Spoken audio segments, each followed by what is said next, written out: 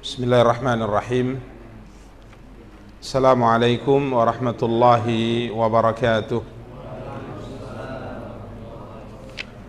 Alhamdulillahi rabbil alamin wal aqibatu lil muttaqin fala udwana illa 'alal zalimin. Asyhadu an la ilaha illallah wahdahu la syarika lah wa asyhadu anna Muhammadan abduhu wa rasuluh. Salawatu rabbi wa salamuhu alaihi wa ala alihi wa ashabihi wa man ihtada bihadyihi wa istanna bisunnatihi ila yaumiddin wa sallama tasliman katsira, amma ba'du. Ikhwani wa akhawati kaum muslimin kaum muslimat rahimani wa rahimakumullahu jami'a. Alhamdulillah, puji dan syukur senantiasa kita ucapkan untuk Allah subhanahu wa ta'ala atas nikmat dan karunia yang diberikan oleh Allah subhanahu wa ta'ala untuk kita semua. Salawat beserta salam semoga senantiasa dilimpahkan oleh Allah untuk junjungan dan panutan kita Nabi Allah yang mulia Muhammad sallallahu alaihi wasallam. Ikhwani wa akhawati kaum muslimin, kaum muslimat rahimani wa rahimakumullahu jami'a.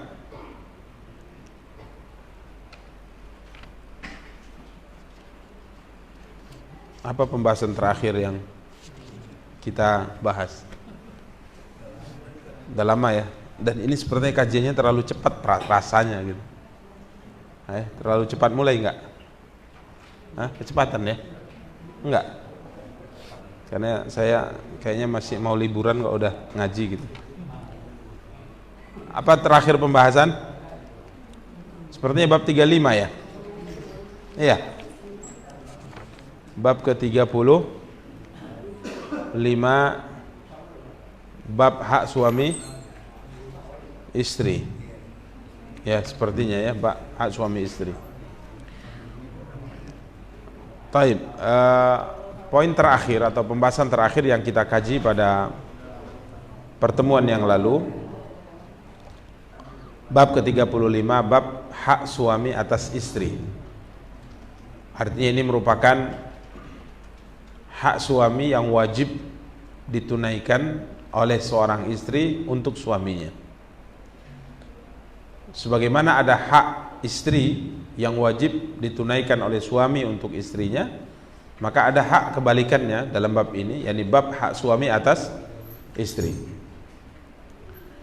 di mana Al-Imam An-Nawawi rahimahullah dalam bab ini membawakan seperti biasa dalil dari Al-Quran dan dalil dari sabda Nabi kita yang mulia sallallahu alaihi wasallam,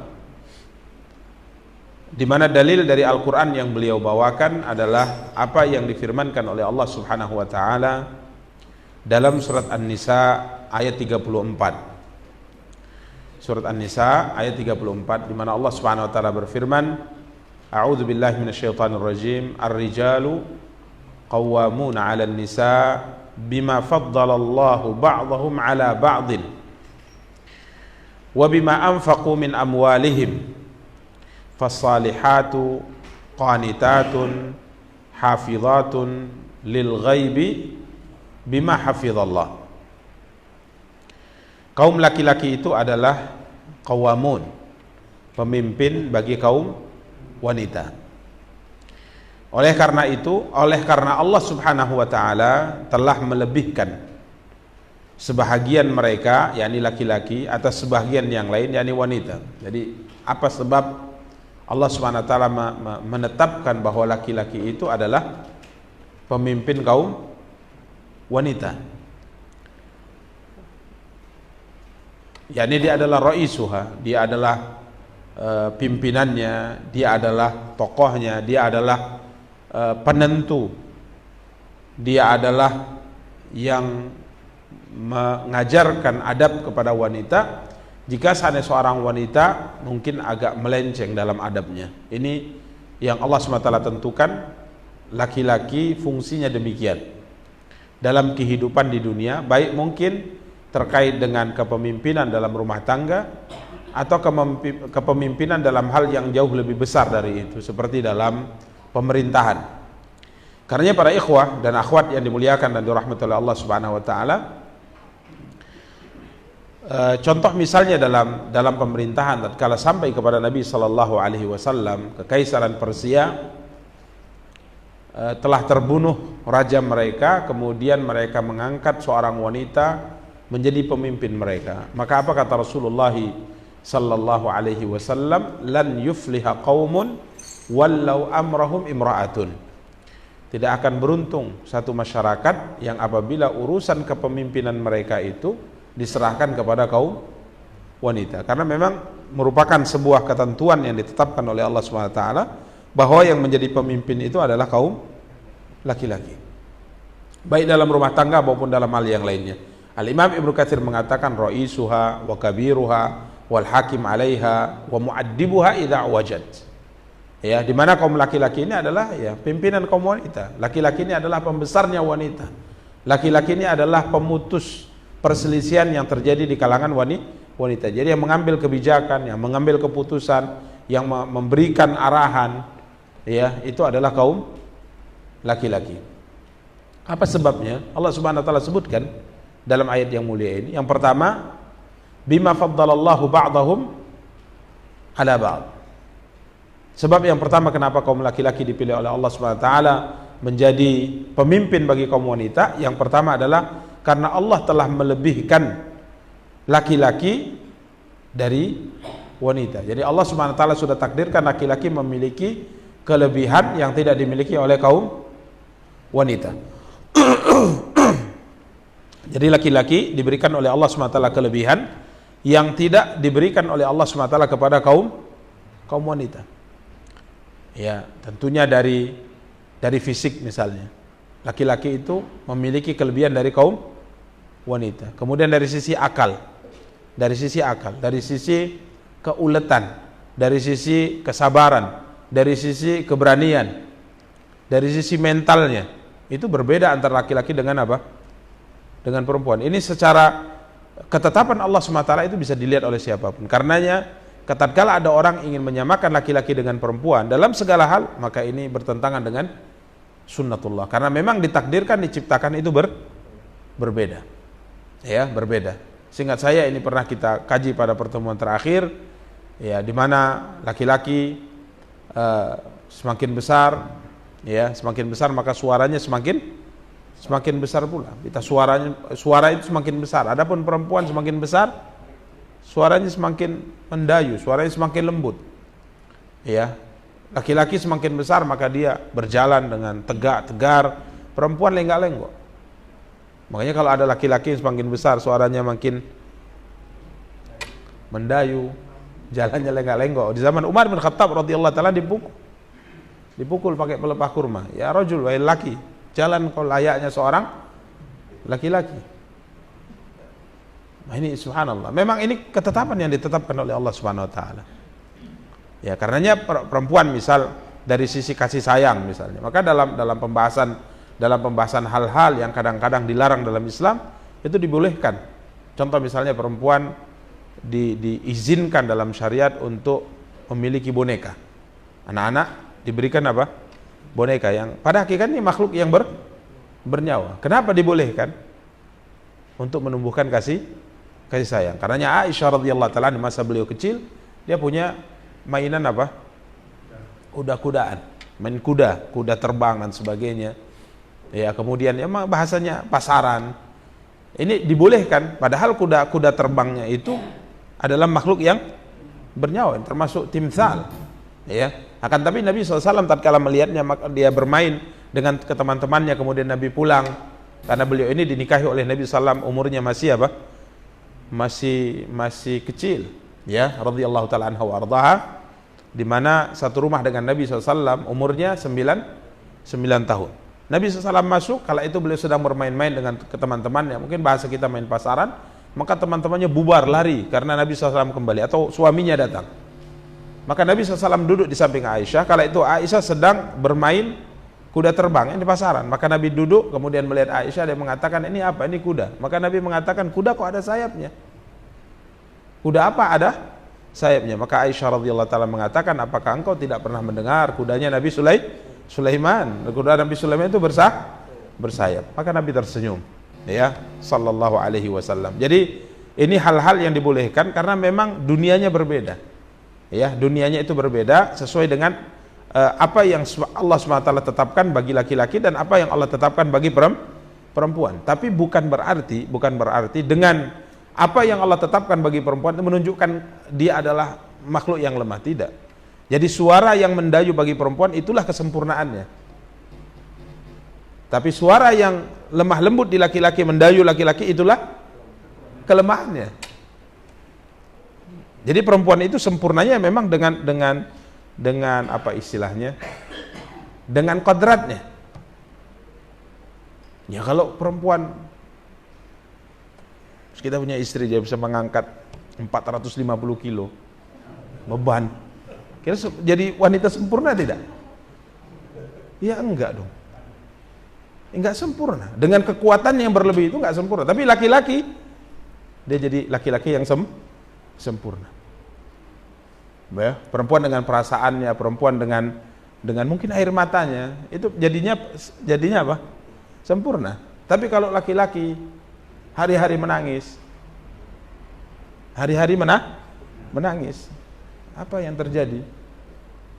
Makanya tatkala saya teringat hadis orang-orang Habasyah bermain-main tombak-tombak pendek di mana? Di dalam Masjid Nabawi dengan ciri khas mereka. Kala itu Aisyah radhiyallahu taala anha ingin melihatnya. Maka Nabi SAW menjadikan punggungnya sebagai bantalan untuk kepala Aisyah melihat permainan orang-orang Habasyah. Ya, dengan sikap yang manja seperti itu menunjukkan kesempurnaan wanita.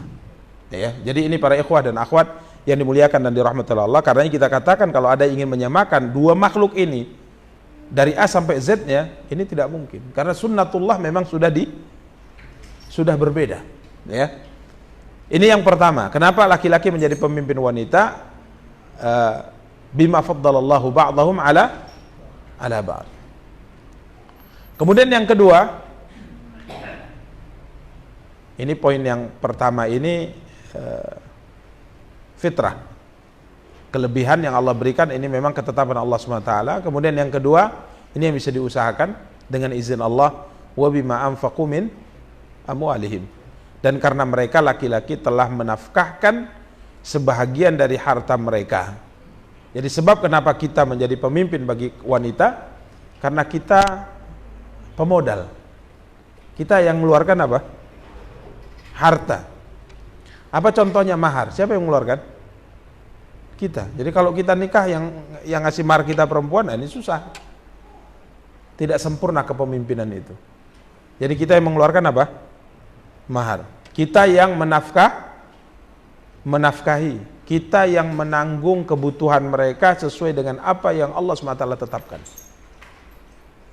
Ya. Jadi kalau dari sisi fisik, dari sisi akal, memang itu adalah ketentuan Allah SWT, tapi tidak dibarengi dengan harta yang kita berikan kepada mereka, berarti kepemimpinan cacat. Maka perlu disempurnakan ini. Ya, perlu disempurnakan ini, ya. Sebagaimana dikatakan oleh Imam Ibnu Katsir rahimahullahu taala, farrajulu afdal minal mar'ah fi nafsihi. Laki-laki itu lebih utama dari wanita dari sisi penciptaannya. Ya, lebih dari wanita dari sisi penciptaan pada sisi dirinya, walahul fadlu 'alaiha wal ifdal. Kemudian dia juga punya kelebihan dari sisi karena dia yang mengeluarkan biaya untuk kaum wanita. Fanasaba ayyakuna qayyiman 'alaiha. Dari dua sisi inilah akhirnya laki-laki itu layak menjadi pemimpin kaum wanita. Ya, demikian para ikhwah dan akhwat yang dimuliakan dan dirahmati oleh Allah. Karenanya tatkala suami atau laki-laki adalah pemimpin bagi istrinya, pemimpin dalam rumah tangganya, maka di sini ada ketentuan yang harus diperhatikan oleh suami karena ini adalah pimpinannya. Maka di sini Allah mengatakan, menyebutkan tentang sifat-sifat wanita yang hendaknya diperhatikan karena dia adalah wanita yang dipimpin oleh seorang laki-laki. Maka sifat yang pertama yang Allah SWT sebutkan, Fasalihat. Fasalihatu qanitatun hafizatun lil ghaibi bima hafizallah. Sebab itu kata Allah SWT, maka wanita yang saleh, wanita yang salihah itu kata Allah ialah yang taat kepada Allah. Fasalihat ini definisi wanita salihah. Siapa istri yang salihah? Maka wanita yang salihah, istri yang saleh itu pertama qanitat. Sifatnya adalah qanitat. Qanitat itu diartikan yang taat kepada Allah. Ini pertama. Wanita yang salihah, istri yang salihah adalah istri yang taat kepada siapa? Kepada Allah. Karena ini memang kewajiban secara mutlak. Ketaatan secara mutlak yang harus diperhatikan oleh seorang istri, yang pertama adalah ketaatannya kepada Allah. Qanitat, beribadah, melaksanakan kewajiban yang Allah SWT wajibkan, meninggalkan perkara-perkara yang diharamkan oleh Allah SWT. Ini yang pertama. Sifat istri apa? Salihah. Qanitat diartikan dengan yang taat kepada siapa? Kepada Allah. Maksudnya menjalankan kewajiban, meninggalkan perkara yang diharamkan oleh Allah, dan dia sempurnakan dengan melakukan perkara yang disunnahkan, dan dia sempurnakan dengan meninggalkan perkara yang dimakruhkan. Kemudian sifat yang kedua wanita salihah, hafizatun lil ghaibi bima hafizallah. Lagi memelihara diri ketika suaminya tidak ada, oleh karena Allah telah memelihara mereka. Jadi yang kedua ini berkaitan dengan apa? Menjaga kehormatan apa? Diri. Bahkan sebagian para ulama mengatakan qanitat itu, sebahagian ulama mentafsirkannya mutiat li azwajihin. Jadi bisa diartikan melakukan ibadah kepada Allah, taat kepada Allah, bisa diartikan taat kepada siapa? Kepada suami. Kemudian mereka adalah orang-orang yang menjaga kehormatan diri mereka, khususnya tatkala suami tidak sedang berada di mana? Di rumah. Karenanya Nabi kita yang mulia sallallahu alaihi wasallam bersabda, seorang wanita yang paling baik dari kalian adalah apabila engkau melihatnya sarratka, dia membahagiakanmu. Wa idza amartaha ata'atka, apabila engkau suruh dia maka dia mentaati. Wa idza ghibta anha hafizatka fi nafsiha wa maliha, dan fi malika wa fi nafsiha wa malika, dan apabila engkau tidak berada di sisinya, engkau sedang melakukan perjalanan, engkau sedang bepergian, maka dia bisa menjaga dirinya dan menjaga hartamu. Karena Nabi kita yang mulia sallallahu alaihi wasallam sebutkan ini dalam hadis, tatkala Nabi sallallahu alaihi wasallam menyebutkan tentang wanita yang akan masuk surga, diberikan pilihan dari pintu manapun dia hendak masuk, maka diizinkan. Yani Nabi SAW bersabda, idza shallatil mar'atu khamsaha, apabila wanita menunaikan salat 5 waktunya, wasamat syahraha, dan menunaikan kewajiban puasa di bulan Ramadan, ya, kemudian wa ahsanat farjaha, kemudian dia menjaga kehormatan dirinya, kemudian yang keempat ata'at ba'laha, dia mentaati apa? Suami. Berarti menunaikan hak Allah, kemudian menunaikan hak suami. Ini wanita salihah. Dan wanita salihah ini apa kata Rasulullah SAW? Qila laha udkhuli min ayyi abwabil jannati syi'ti. Kelak di akhirat Allah SWT akan perintahkan ia untuk memilih masuk surga dari pintu manapun yang dia kehendaki. Ada 8 pintu. Ada pintu salat, ada pintu puasa, ada pintu jihad, ada pintu berbakti kepada kedua orang tua, ada 8 pintu surga. Dan hebatnya wanita yang salihah ini, ya kalau kita artikan qanitat artinya taat kepada Allah Subhanahu wa taala, hafizat, menjaga hak dan kewajibannya terhadap suami, maka subhanallah, wanita yang seperti ini diizinkan oleh Allah masuk surga dari pintu manapun yang dia kehendaki. Kalau kita laki-laki, satu saja, jarang laki-laki itu diberi izin. Maka disebutkan oleh hadis Abu Bakar, ya, Nabi SAW mengatakan, tidaklah seorang hamba kecuali akan dipanggil dari satu pintu. Seorang hamba mukmin yang akan masuk surga, kecuali pintu itu akan memanggilnya. Yang semangat berpuasa, maka pintu Rayyan akan memanggilnya, dan pintu ini akan berkata, ya Abdullah, masuklah dari pintuku, karena sungguhnya yang ada padaku lebih baik daripada yang ada pada pintu-pintu yang lainnya. Maka kala itu Abu Bakar berkata kepada Rasulullah SAW, ya Rasulullah, Tatkala seorang masuk surga, dia pasti akan masuk surga dari salah satu di antara pintunya, dan pasti pintu yang akan dia masuki atau pintu yang akan dia masuk darinya pasti akan memanggilnya. Tapi adakah seorang hamba yang pintu surga semua memanggilnya? Pintu puasa manggil, dari sini wahai hamba Allah, masuk aja dariku. Datang sholat, memperebutkan orang ini. Maka Nabi SAW mengatakan ada, dan aku berharap engkau salah satu di antaranya. Jadi kalau laki-laki itu jarang-jarang ya diberikan pilihan untuk masuk dari pintu surga yang dia pilih. Tapi kalau perempuan, subhanallah, kalau dia tunaikan kewajibannya kepada Allah, kemudian dia taati suaminya selama perintah dan ketaatan tersebut tidak bertentangan dengan syariat, maka akan diberikan pilihan kepadanya, mau dari pintu mana engkau masuk. Dari pintu puasa silahkan, dari pintu jihad silahkan, dari pintu berbakti kepada orang tua silahkan. Yang penting pilih pintu surga manapun yang engkau kehendaki. Ini sifatnya wanita salihah, dan mencakup dua sifat, taat kepada Allah dan taat kepada suami, memenuhi kewajiban siapa? Memenuhi kewajiban suami. Ya, demikian para ikhwah dan akhwat yang dimuliakan dan dirahmati oleh Allah Subhanahu wa taala. Kemudian Al-Imam An-Nawawi rahimahullah membawakan hadis-hadis di antara ketaatan, ya, di antara ketaatan yang wajib ditunaikan oleh seorang istri terhadap suaminya adalah berkaitan masalah hubungan. Hadis nomor 286, ya. Kemudian 287, kemudian ini dua nomor ya, kurang lebih 286.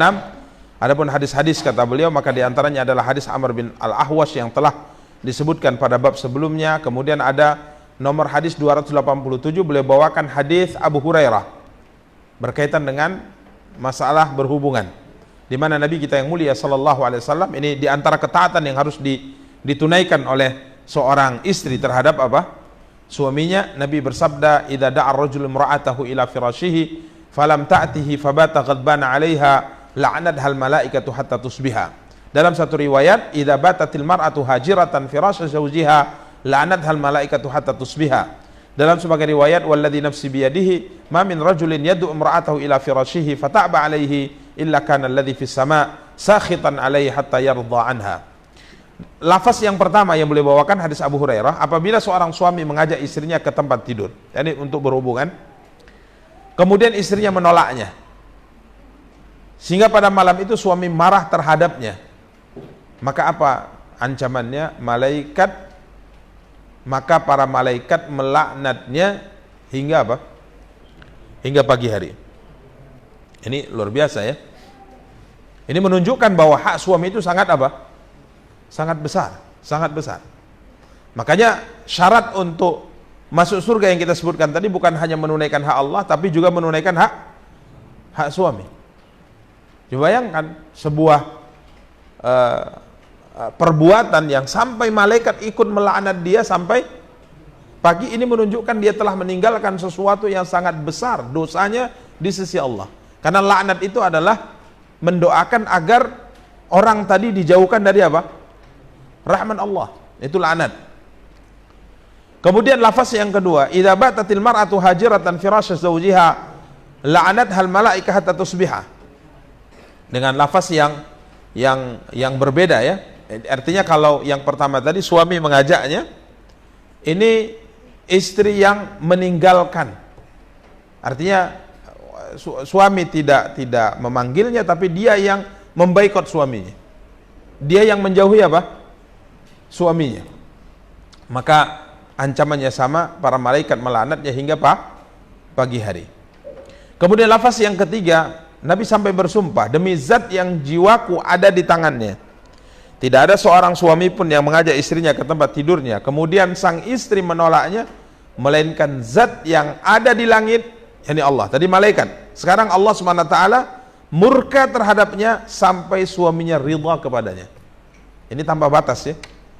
Jadi kalau suami marah terhadap istri, maka Allah akan marah terhadap wanita ini, pada istri ini, sampai suaminya apa? Ridha. Ini kan mengerikan ini sebenarnya. Tapi tentunya dasar marah itu sesuai dengan syariat. Kalau misalnya suami tidak ridho terhadap istrinya yang nutup aurat, ini nggak masuk dalam pembahasan kita. Ini dia lihat istrinya tidak menunaikan hak dan kewajibannya sebagai seorang apa? Istri, maka Allah akan murka kepadanya sampai suaminya apa? Sampai suaminya ridha. Ya, ini hak suami yang harus ditunaikan oleh istri. Kemudian para ikhwan dan akhwat yang dimuliakan dan dirahmati oleh Allah, hadis nomor 288 berkaitan dengan puasa sunnah. Abu Hurairah berkata, Rasulullah SAW bersabda, la yahillu limra'atin antasuma wa zawjuha syahidun illa biiznihi wa la ta'dan fi baitihi illa biizni. Tidak halal bagi seorang istri untuk berpuasa ketika suaminya ada kecuali dengan izinnya. Istri ingin puasa Senin dan Kamis misalnya, istri ingin puasa Daud misalnya, maka tatkala suami ada di rumah, maka dia tidak boleh puasa sunnah ini kecuali atas izin siapa? Suami. Ini menunjukkan hak suami dalam poin ini lebih harus diperhatikan. Kecuali kalau ibadah yang dilakukan adalah kewajiban, maka tidak perlu izin karena kedudukan perintahnya itu lebih tinggi. Tapi kalau puasa sunnah tidak boleh dilakukan kecuali atas izin apa? Suaminya. Tatkala suaminya ada di mana? Di rumah. Karenanya Aisyah pernah berkata radhiyallahu taala anha, aku tidak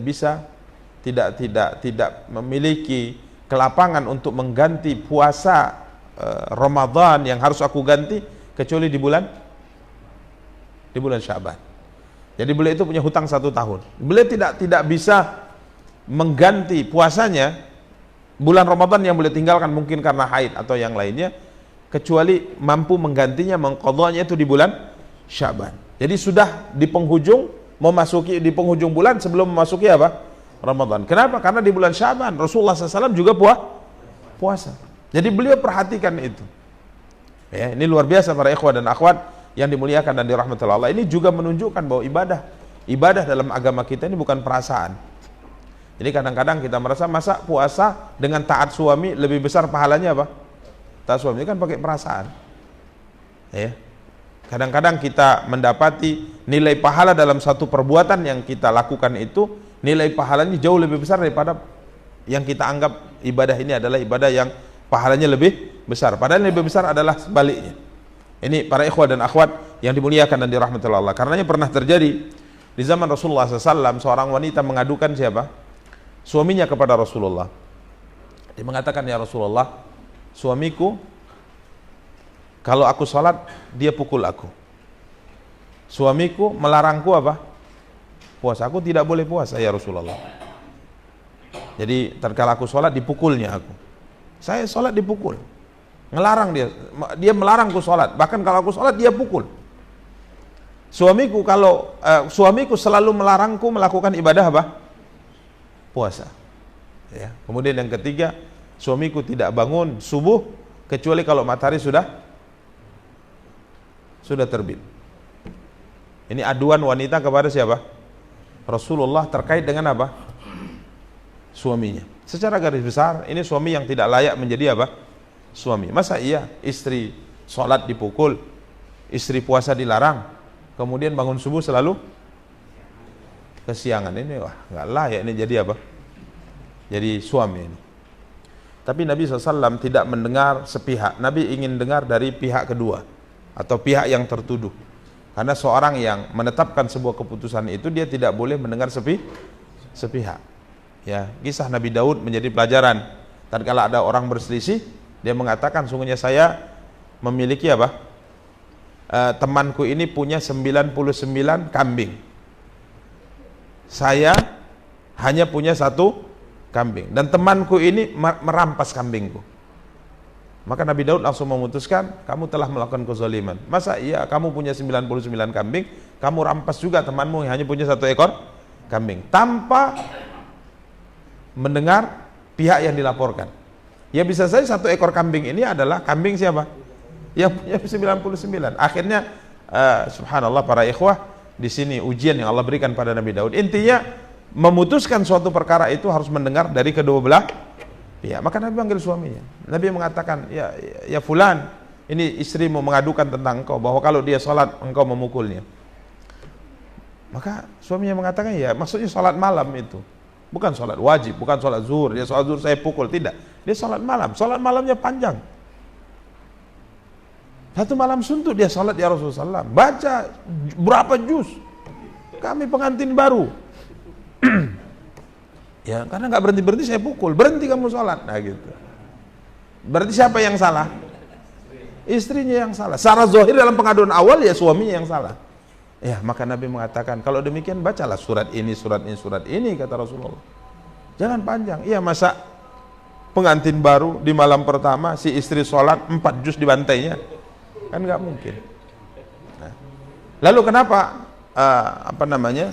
engkau melarangnya berpuasa? Dia mengatakan hari-hari puasa dia Rasulullah. Maka Nabi mengatakan, kamu tidak boleh puasa tatkala suamimu ada di rumah kecuali atas izin siapa? Suamimu. Lalu apakah benar engkau selalu kerinan sholat subuh? Nggak terbangun. Dia mengatakan ya memang seperti itu. Semua orang kampung tahu bagaimana kalau saya tidur. Maka Nabi tersenyum, kemudian Nabi mengatakan ini kelapangan Islam. Nabi mengatakan kalau demikian, kalau kamu bangun kerjakanlah apa? Sholat. Ya kalau memang tertidur apa mau dikata? Apakah orang tertidur kemudian lewat sholat kemudian dicela? Tak dicela. Dia dicela. Ya kan? Lewat karena tidur. Makanya kalau dalam dunia pendidikan, anak itu lewat sholat karena memang tertidur, tidak layak untuk dihukum. Karena syariat mengatakan apa? Bahwa waktu sholat bagi orang tertidur adalah tatkala dia bangun. Nah itu, subhanallah. Jadi ini intinya para ikhwah dan akhwat, hak suami yang harus ditunaikan oleh istri itu sangat apa? Sangat besar, ya sangat besar sekali. Kemudian yang terakhir udah masuk waktu ya? Belum? 2 menit. Tapi yang terakhir, wala ta'dzan fi baitihi illa bi'idznih. Nabi mengatakan, ini di antara hak suami yang harus diperhatikan oleh istri, tidak boleh mengizinkan orang lain masuk ke dalam rumahnya kecuali dengan izinnya. Jadi jangan sembarangan. Ya, menerima tamu, hatta keluarga. Izin suami. Ya kalau dikatakan misalnya apakah setiap ada orang datang kita izin?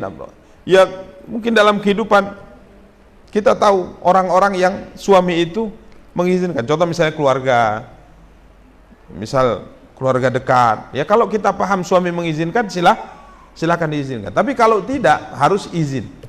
Ini ada tamu mau datang, gimana? Boleh tidak diterima?